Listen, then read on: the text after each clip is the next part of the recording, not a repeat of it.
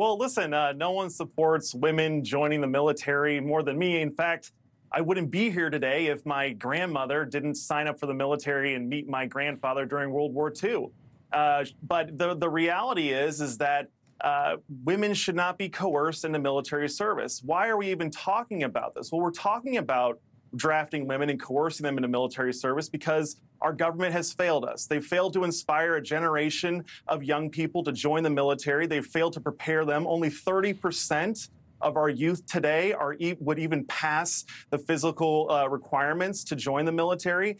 And this is all just more and more indoctrination of our youth. People aren't inspired to join the military because they've been taught that America is an evil nation founded on oppression. That we need to get back to inspiring the next generation to want to serve our nation, and we should let women volunteer, but they should not be coerced. Melissa, your response. Well, I think you said it all at the outset, Dan, of why we need to do this. Only 1% of our country is still raising their hand and saying, send me. I'm an Iraq War veteran myself. I was commissioned by my father. My grandfather was killed in action in World War II. And so no one understands that service that lives through the bloodstream more than I do.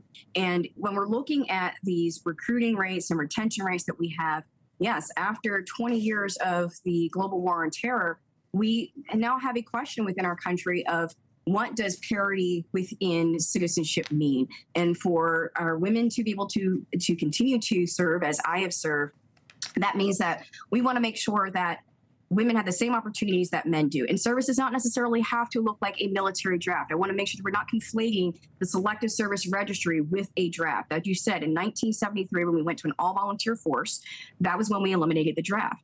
And a state of a national emergency could mean many things. In World War II, we were looking to draft nurses. And there was such a resurgence of women who volunteered to be nurses that it eliminated the need for a draft during World War II for said nurses. And so that could be something, again, that would come forward in any application of selective service should it move forward in this country. But I'm a daughter, I'm a mother, and we're not being torn away from our families. We're showing that women are courageous and are able to do all the things that our men are able to do. And so just registering between your 18th and 26th birthday just seems to make sense. It also seems to make sense in terms of automating that enrollment because currently only 84% do enroll of the men who are required. And that can come with some stiff penalties if you don't do it. So it just makes logical sense for our current status of forces. Terry, it does seem hard to justify in the environment we now live in to say we're going to treat women differently because they're mothers or daughters or whatever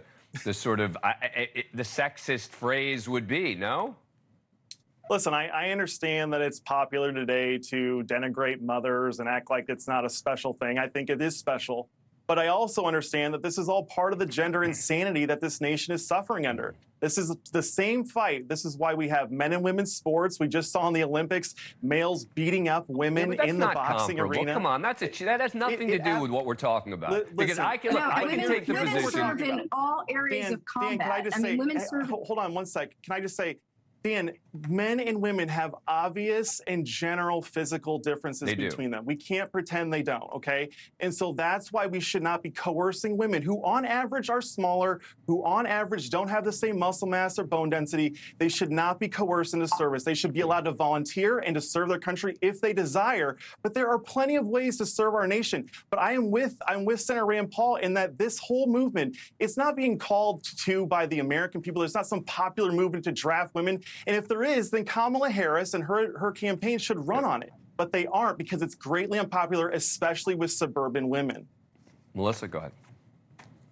I would say that women have been serving in the quote-unquote front lines since the beginning, since the Revolutionary War. Whether you call it under combat in the way in which it's been, if I may say, bastardized in recent discussion of calling it combat, but women have fought and died for our country since its founding.